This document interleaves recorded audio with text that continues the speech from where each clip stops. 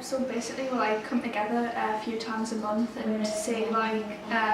what we think would like benefit like the culture of Sunderland and how we think Team like 21 could help win the City of Culture. But also even if we don't win the City of Culture, we still would have massively improved like the city's culture as a whole anyway. Yeah, like we'll come here and it's like all like the teenagers come and like we'll meet with Rachel and Hannah and then we'll just do like little projects on that day, but like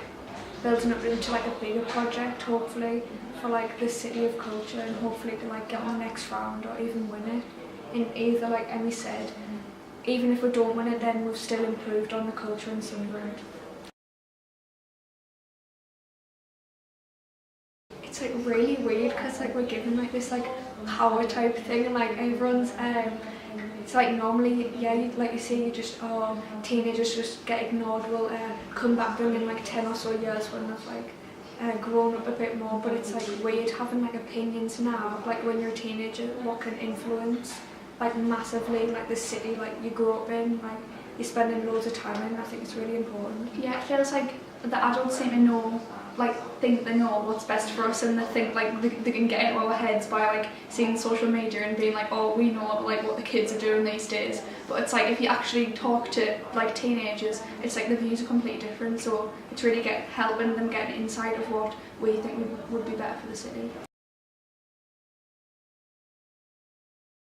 I think about like the city now, it's like nice to grow up in like an area and it's like a nice area, but it could be really improved by the City of Culture, especially when you're a teenager. Yeah, I feel like it's like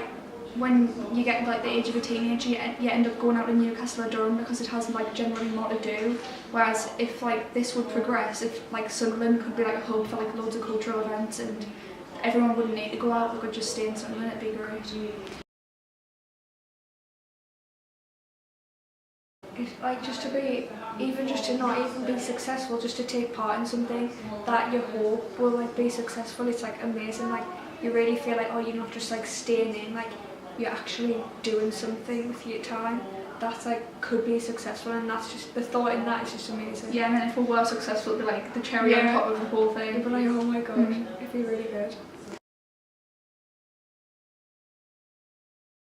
It'll be like really weird but like also really good because it's just like now us sitting in like Team 21 like just throwing ideas at each other. If one of those could like spark to something huge, it'd be amazing to see what it could like develop into. Yeah, it's like really interesting. Like I said before, like you have sort of like this weird type power that you can do something that could be like branch off and like be creative, and then you'd like think back in like a year or so, like time after it's like really like successful, you'd be like, oh well, I was a part of that and like I made that happen almost. I'm glad it like Team 21 is a thing, and that it's like when people say like